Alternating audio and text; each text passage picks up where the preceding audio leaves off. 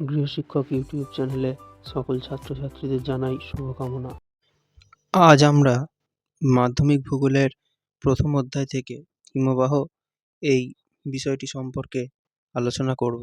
এর আগের ক্লাসে আমরা তোমাদের নদীর ক্ষয়কাজ ও সঞ্চয় কাজ সম্পর্কে প্রত্যেকটা বিষয় নিয়ে আমরা আলোচনা করে দিয়েছি। আমাদের সেই ক্লাস যারা দেখোনি তারা অবশ্যই দেখে নেবে। আর আমাদের চ্যানেলটা এখনও সাবস্ক্রাইব যারা করোনি তারা চ্যানেলটাকে সাবস্ক্রাইব করে পাশে থাকা বেল আইকনটা প্রেস করে রাখবে। তাহলে আমাদের চ্যানেলের নতুন ক্লাসগুলো তোমরা অবশ্যই দেখতে পাবে। ঠিক আছে?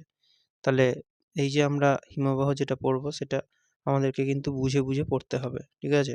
তাহলে বুঝে নিলে আমাদের বিষয়গুলো খুব সহজ হয়ে যাবে। হিমবাহ কি?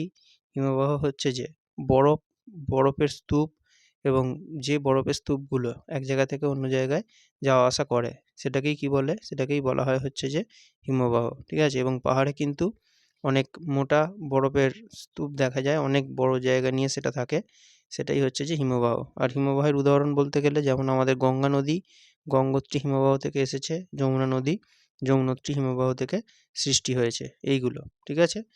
আচ্ছা, তাহলে হিমবাহ জিনিসটা বোঝা গেল। এবার তাহলে এখানে আর এই যে হিমবাহ যেগুলো আছে এগুলো থেকেই কিন্তু আমরা যে জল পাই তার এগুলো কিন্তু মিষ্টি জল এখান থেকে এই হিমবাহগুলো থেকে কিন্তু অবশ্যই পাওয়া যায়। ঠিক আছে? আর এরপরে যেটা এখান থেকে পড়তে হবে সেটা কি? সেটা হচ্ছে যে হিমরেখা কি? এটা অবশ্যই খুব ভালোভাবে তোমরা একটু দেখে রাখবে। ঠিক আছে? হিমরেখা হচ্ছে যে এমন একটা কাল্পনিক রেখা, এটা একটা কল্পনা করা হয় আরকি। যে রেখার ওপরে সারা বছর উম বরফ জমে আর যার নিচে বরফ গলে যায়। সেটাকেই কি বলে? সেটাকেই বলে তাহলে এগুলো সাধারণত পাহাড়ের অঞ্চলে বা মেরু অঞ্চলে পৃথিবীর যে মেরু দেশ আছে সেই দুটো মেরু দেশে দেখা যায়। ঠিক আছে? তাহলে যেখানে বরফ জমে আর যেখানে বরফ জমে না, মাঝখানে একটা যে সাদা রঙের দাগ পড়ে যায় এটাকেই বলা হয় হিমরেখা। ঠিক আছে? এটা খুব ভালোভাবে বুঝে নিতে হবে। ঠিক আছে? আর আরেকটা জিনিস এখান থেকে পড়তে হবে। সেটা কি? সেটা হচ্ছে যে হুম, না, এবার হচ্ছে হিমবাহের প্রকার। মানে হিমবাহ কিন্তু অনেক রকমের হয়। ঠিক আছে? কি, কি? একটা হচ্ছে যে মহাদেশীয় হিমবাহ। মহাদেশীয় হিমবাহ মানে ওই আমরা যেটা বললাম একটু আগে, যেখানে মহাদেশেই হিমবাহ দেখতে পাওয়া যায়। সে যেমন হচ্ছে যে আমাদের মেরু অঞ্চলে বা মেরুবৃত্ত প্রদেশীয় অঞ্চলে এখানে মহাদেশের বিশাল অঞ্চল জুড়ে কিন্তু হিমবাহ দেখা যায়। কেন? ওখানে তাপমাত্রা সবসময় 0 ডিগ্রির নিচে থাকে। ঠিক আছে? সেজন্য ওখানে সবসময়তেই বরফ জমে থাকে সেইটা। ওটাকে বলে মহাদেশীয় হিমবাহ। আর এর পরেরটা হচ্ছে যে পার্বত্য বা উপত্যকা হিমবাহ। তাহলে এটা কিন্তু পাহাড়ে দেখতে পাওয়া যায়। ঠিক আছে? একদম পাহাড়ের যে উঁচু, উঁচু যে শৃঙ্গগুলো থাকে সেখান থেকে একদম পর্বতের উপত্যকায় মানে যেখানে দুটো পাহাড়ের মাঝখানের যে নিচু জায়গাটা এতটা জায়গা জুড়ে যেটা থাকে সেটাকেই বলা হয় পার্বত্য বা উপত্যকা হিমবাহ। ঠিক আছে? আর আরেকটা জিনিস সেটাও এখানে একটু পড়ে রাখতে হবে। আর এর উদাহরণগুলোও তোমরা অবশ্যই পড়ে রাখবে। ঠিক আছে? আর ১ নম্বরের প্রশ্ন তোমরা এখান থেকে যদি করতে চাও তাহলে আমরা কিন্তু আমাদের চ্যানেলে আগে করিয়েছি। সেগুলো তোমরা অবশ্যই দেখবে। ঠিক আছে? আর এর পরেরটা হচ্ছে যে পাদদেশীয় হিমবাহ। পাদদেশীয় হিমবাহ মানে এটা মানে হিমবাহ যখন পর্বত থেকে পর্বতের উপরের অংশ থেকে যখন সেটা একদম নিচের দিকে পাহাড়ের নিচের দিকে চলে আসে তখনই সেটাকে বলে পাদদেশীয় হিমবাহ। ঠিক আছে? তাহলে এই ৩ টে জিনিস কিন্তু অবশ্যই পড়বে। তাহলে মহাদেশীয় মানে যেটা মহাদেশের মধ্যে থাকে এটা তো খুব সহজেই মনে রাখা যাবে। আর পার্বত্য মানে যেটা পর্বতের উপরে থাকে উম বা পর্বতের উপত্যকার মাঝে থাকে।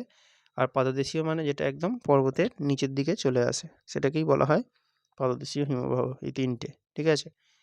আর এরপরে এখান থেকে যেটা আরেকটা জিনিস খুব ভালো জিনিস, এটাও অবশ্যই পড়তে হবে তোমাদের। সেটা হচ্ছে কি? সেটা হচ্ছে যে হিমশৈল কি?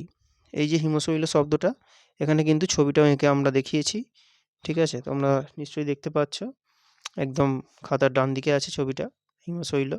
হিমশৈল হচ্ছে একটা মহাদেশীয় হিমবাহগুলো যখন কি হয় উম হিমশৈল কাকে বলে? এটা হচ্ছে যে সমুদ্রের জলে যে বরফের স্তূপগুলো ভাসে সেটাকেই কি বলে? হিমশৈল বলে। এটা একদম সহজে বলা যেতে পারে। ঠিক আছে? আর এটা কি করে এটা আসে কোথা থেকে এই জিনিসটা বা তৈরি হয় কোথা থেকে? মহাদেশীয় হিমবাহগুলো যখন আ সমুদ্রের উপকূল পর্যন্ত সেটা চলে আসে তখন সেটা কি হয়? তখন সেটা সমুদ্রের যে ঢেউ তার ধাক্কায় সেটা তখন ভেঙে যায় এবং সেটা তখন আলাদা হয়ে যায়। এটাকেই এইভাবেই কিন্তু এটা সমুদ্রে এগুলো চলে আসে। ঠিক আছে? আর আর কি? আর এর বৈশিষ্ট্য কিছু থাকে, সেগুলো অবশ্যই তোমরা যেমন এর হচ্ছে যে ১-এর ৯ অংশ কিন্তু কোথায় থাকে? ১-এর ৯ অংশ জলের উপরে থাকে। ঠিক আছে? এইটা। এটা অবশ্যই মনে রাখবে। আর বেশিরভাগ অংশটা কিন্তু জলের নিচেই থাকে। ঠিক আছে? আর এই হিমশৈলতেই ধাক্কা লেগে ডুবে গিয়েছিল টাইটানিক জাহাজ। এটাও কিন্তু অবশ্যই মনে রাখতে হবে। ঠিক আছে? আচ্ছা, আমাদের ক্লাস কেমন লাগছে সেটা তোমরা কমেন্ট করে অবশ্যই জানাবে। ক্লাসগুলো যদি তোমাদের ভালো লাগে বন্ধুদের মধ্যে শেয়ার করবে।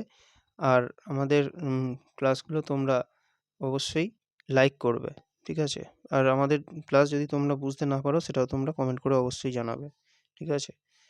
আর এরপরে হিমবাহ থেকে আমাদের আরও কিছু জিনিস যেগুলো অবশ্যই দেখতেই হবে, তোমাদের বইয়েতেও সেগুলো দেওয়া আছে। সেটা একটা হচ্ছে যে ক্রেভাস আর একটা হচ্ছে বাকশুন্ড। এই দুটো জিনিস। ঠিক আছে? ক্রেভাস এই যে আমরা ছবিটা এখানে এঁকে দেখিয়েছি, এই ছবিটা। ঠিক আছে?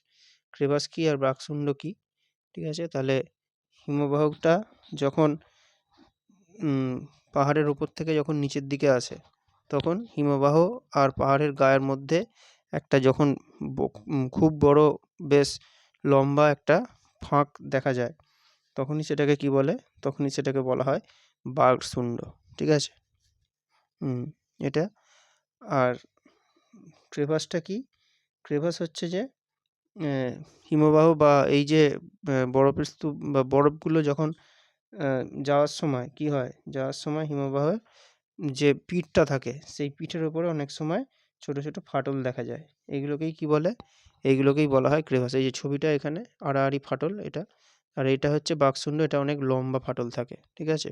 যারা পাহাড়ে ওঠে তাদের জন্য এটা কিন্তু বাকশুন্ডটা কিন্তু অনেক বেশি বিপদ হয়। এটা এখানে পড়ে গেলে তাদের কিন্তু মৃত্যু পর্যন্ত হতে পারে, তারা মারা যায়। ঠিক আছে? এই বিষয়গুলো অবশ্যই খুব ভালোভাবে তোমরা একটু দেখে রাখবে এবং ছবিগুলো আঁকাও তোমরা কিন্তু ভালোভাবে করে রাখবে। আর এগুলো কিন্তু যদি ২ নম্বরের তোমাদের প্রশ্ন দেয়, তাহলে কিন্তু সেক্ষেত্রে কিন্তু উত্তরগুলো একটু তোমাদের আলাদাভাবে লিখতে হবে। যেমন সেখানে তোমাদের সংজ্ঞা, বৈশিষ্ট্য আর উদাহরণ এইভাবেই কিন্তু তোমাদেরকে উত্তরগুলো সাজাতে হবে। ঠিক আছে? আর তোমাদের আর ১ মাস পরে কিন্তু স্কুলের পরীক্ষা শুরু হয়ে যাবে। এখন তোমরা বাড়িতে পড়াশোনাটা খুব ভালোভাবে করো এবং ভূগোল বিষয়টা তোমরা বাড়িতে অবশ্যই ৩ দিন পড়বে এবং বাড়িতে তোমরা লেখা অভ্যাস করবে। তাহলে তোমাদের কিন্তু পরীক্ষায় উত্তর লিখতে আর কোনো অসুবিধা হবে না। আর এই যে আমরা এখানে ক্রেভাস যেটা বললাম, এটা কিন্তু যারা পাহাড়ে ওঠে তাদের এখানে কিন্তু বিপদ অত বেশি হয় না। ঠিক আছে? এটাও অবশ্যই মনে রাখবে। ঠিক আছে? তাহলে আর এরপরে আর বাকশুন্ড আর ক্রেভাসটা কীভাবে মনে রাখবে? দেখো, বাকশুন্ড বানানটা বড়, সেজন্য এখানে গর্তটাও কিন্তু অনেক বড় হয়। ক্রেভাস বানানটা ছোট, সেজন্য এখানে গর্ত সেই রকম হয় না, খুব ছোট ছোট ফাটলের মতো থাকে। ঠিক আছে? এইভাবে কিন্তু খুব সহজেই মনে রাখা যাবে। আচ্ছা, আর এরপরে যেটা এখান থেকে তোমাদের আরেকটা জিনিস পড়ে রাখতে হবে, সেটা হচ্ছে যে হিমবাহের ক্ষয় করার পদ্ধতি। তাহলে নদী যেমন ক্ষয় কাজ করে আমরা দেখেছিলাম, এখানে আমরা দেখব যে হিমবাহগুলোও কিন্তু ক্ষয় হয় এবং তার কিন্তু ৩ রকম পদ্ধতি আছে। কী কী? একটাকে বলা হয় উৎপাটন, একটাকে বলা হয় অবঘর্ষ। তাহলে অবঘর্ষ কিন্তু নদীতেও ছিল, এখানেও আছে, এই নামটা কিন্তু কমন। ঠিক আছে? আর আগেরটার সাথে পড়ে নিলে এটাই আগেরটার মনে পড়ে গেল। আর একটা হচ্ছে যে না, এই দুটোই। ঠিক আছে? তাহলে উৎপাটন কাকে বলে? উৎপাটন জিনিসটা কি? উৎপাটন হচ্ছে যে যখন এই বরফের স্তূপগুলো পাহাড়ের গা দিয়ে প্রচণ্ড জোরে যায়, তখন পাহাড়ের গা থেকে পাথর বা শিলা খুলে যায়। এটাকেই বলা হয় উৎপাটন। আর অবঘর্ষ কী? অবঘর্ষ হচ্ছে যে যখন ওই বরফের যে স্তূপগুলো থাকে, এগুলোর মধ্যে পাথরের টুকরো থাকে, সেগুলো পর্বতের গাগুলোতে, পাহাড়ের গাগুলোতে ধাক্কা দেয়, এর ফলে হিমবাহ উপত্যকাগুলো ক্রমশ ক্ষয়ে যায়। এটাকেই কী বলে? এটাকেই বলা হয় অবঘর্ষ। ঠিক আছে? এগুলো ভালোভাবে একটুখানি দেখে রাখবে, এগুলো অনেক সময় শর্ট কোশ্চেনেও কিন্তু চলে আসে। ঠিক আছে? এগুলোই তোমরা ভালোভাবে তৈরি করো। পরের ক্লাসে আমরা তোমাদের